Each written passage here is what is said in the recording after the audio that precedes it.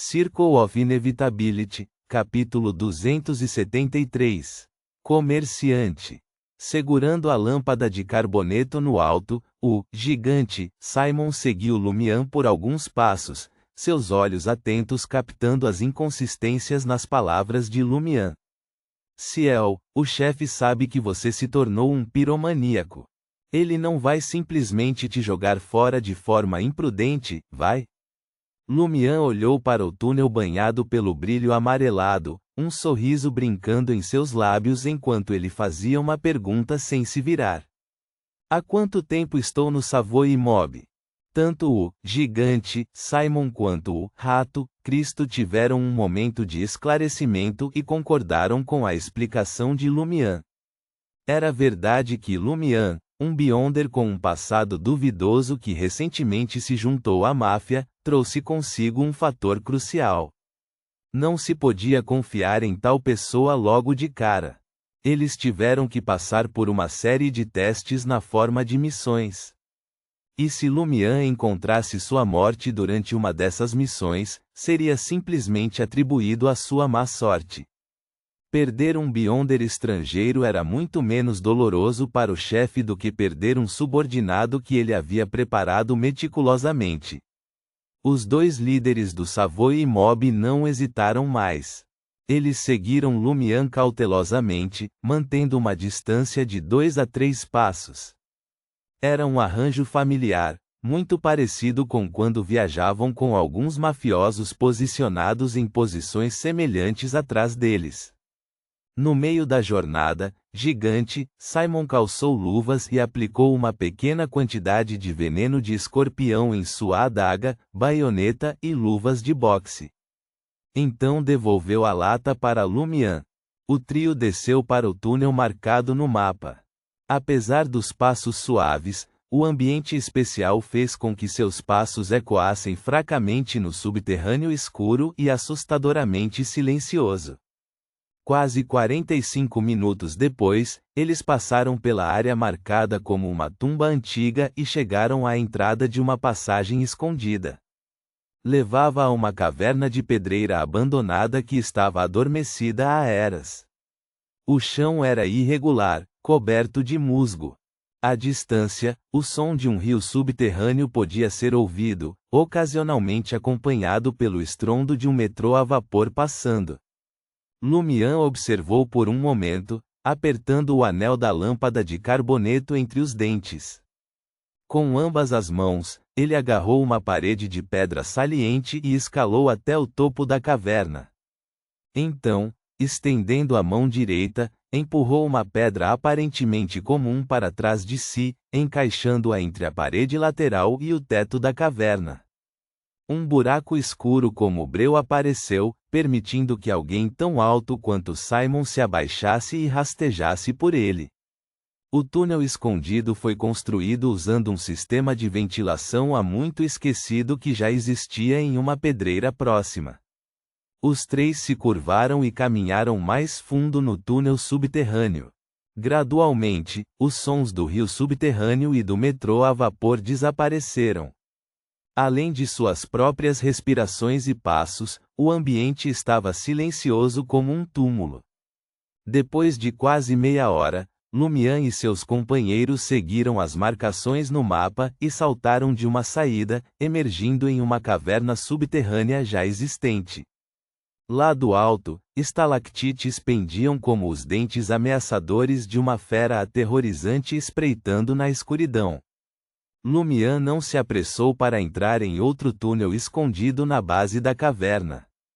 Em vez disso, ele se virou para gigante, Simon e rato, Cristo, que tinham acumulado uma boa quantidade de poeira em suas cabeças. Usando uma expressão séria, ele falou: "Antes de prosseguirmos, vamos confirmar algo para evitar qualquer contratempo. Não teremos tempo para comunicação verbal. Tudo bem." Tanto rato, Cristo quanto gigante, Simon aceitaram as palavras de Lumian sem questionar. Com um aceno sutil, Lumian respondeu: "Primeiramente, do momento em que entramos no segundo túnel até retornarmos aqui, ninguém tem permissão para falar." Usem gestos físicos tanto quanto possível. Se isso não for viável, devem obter minha permissão antes de proferir uma palavra. Essa medida de precaução surgiu do conselho de Gardner Martin sobre a falta de necessidade de comunicação com o comerciante. O Lumian expandiu seu escopo e tornou-o absoluto para evitar quaisquer potenciais contratempos. Cristo e Simon relembraram o conselho do chefe e concordaram com a cabeça. Observando a resposta deles, Lumian continuou: em segundo lugar, não importa quais anomalias ocorram, a menos que algo ataque vocês dois, mantenham a calma e ajam de acordo com minha liderança. Terceiro, não vou forçá-los, mas se vocês desejam sobreviver, é melhor seguir minhas instruções. Esses dois pedidos foram recebidos com resistência por Rato, Cristo e Gigante, Simon. Eles estariam confiando sua segurança à inteligência, habilidades, reações e conhecimento de Lumian. Era algo estranho a seus próprios instintos de Beyonder. Após alguns segundos de hesitação, Rato, Cristo forçou um sorriso, relembrando a força de Ciel e suas performances anteriores. Seguirei seus planos, mas se você não reagir a tempo e Taf me avisar do perigo, eu mesmo resolverei o problema. Droga, quanto mais tempo estou nesse negócio de contrabando, mais temo o submundo de Traer. Gigante, Simon entrou na conversa, eu concordo com você, Rato. Lumian sentiu uma sensação de satisfação, tendo domesticado, com sucesso os dois Beyonders que também serviam como líderes no Savoy Mob. Ele não insistiu mais e simplesmente assentiu em concordância. Sem problemas. Em quarto lugar, serei eu quem entrará em contato com o comerciante mais tarde e recuperará a caixa que o chefe deseja. Ao ouvir isso, Rato, Cristo e Gigante, Simon olharam para Lumian como se estivessem vendo Ciel sob uma nova luz. Eles esperavam que o piromaníaco usasse sua força e autoridade para designar um deles para interagir com o comerciante e lidar com a parte mais arriscada da missão. Alternativamente, pensaram que Lumian poderia sugerir um sorteio para determinar quem lidaria com a tarefa. Para a surpresa deles, Lumian se ofereceu para assumir a responsabilidade ele mesmo. Ciel é bem justo. Gigante, Simon não conseguiu deixar de suspirar. Ele sabia que não seria capaz de fazer o mesmo se estivesse na posição de Lumian. Essa percepção fez com que tanto o Rato, Cristo quanto o Gigante, Simon fossem menos resistentes a seguir as instruções de Lumian. Embora a iluminação fosse fraca, Lumian conseguiu observar as reações dos dois colegas. Ele não conseguiu deixar de sorrir interiormente. Se não fosse pelo fato de que vocês dois Beyonders não têm conhecimento místico e podem causar problemas durante a troca de caixas, eu não estaria correndo esse risco. Lumian suspirou do fundo do coração. Às vezes, a fraqueza pode ser uma vantagem. Enfatizando que eles deveriam manter silêncio, Lumian pegou a lâmpada e foi até o fundo da caverna. Ele gesticulou para que o Gigante, Simon abraçasse uma pedra com cerca de metade de sua altura e a movesse para o lado. A pedra era incrivelmente pesada, representando um desafio até mesmo para a força de Simon. Levou algum tempo para movê-la, revelando a entrada profunda para o túnel escondido.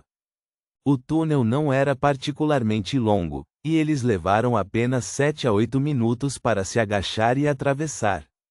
Eles chegaram a uma caverna mineral que havia sofrido um colapso significativo, deixando apenas um espaço limitado. Este era o destino deles, as minas de Albert. Lumian examinou as pedras cinza escuras desorganizadas e se virou para o Gigante, Simon, que estava vestido com um terno formal preto. Ele apontou para o próprio peito.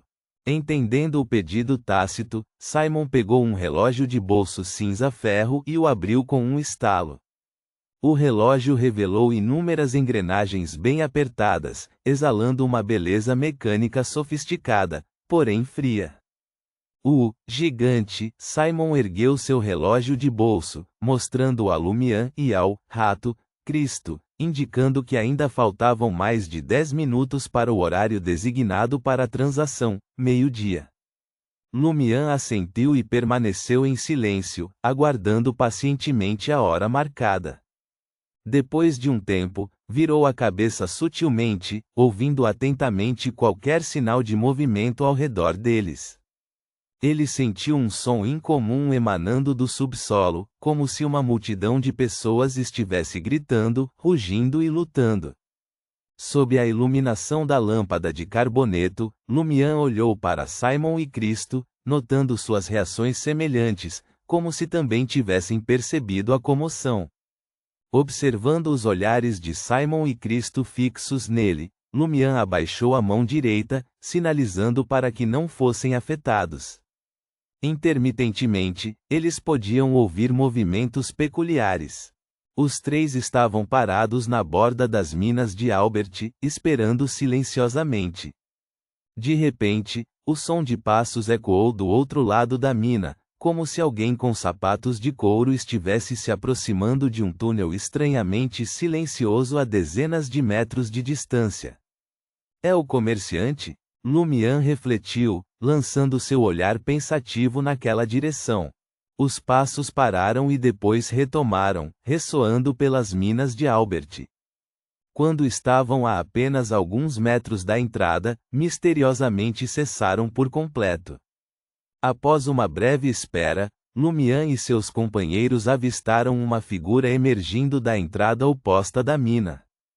Era um homem com mais de 1,8 metro de altura, vestindo uma camisa branca, colete amarelo, terno formal preto e calças escuras. Ele segurava uma pequena mala de couro marrom na mão. O homem usava uma cartola de seda puxada para baixo, lançando uma sombra sobre seu rosto. No entanto, a visão de caçador de Lumian permitiu que ele discernisse a aparência do homem com a ajuda das 3 lâmpadas.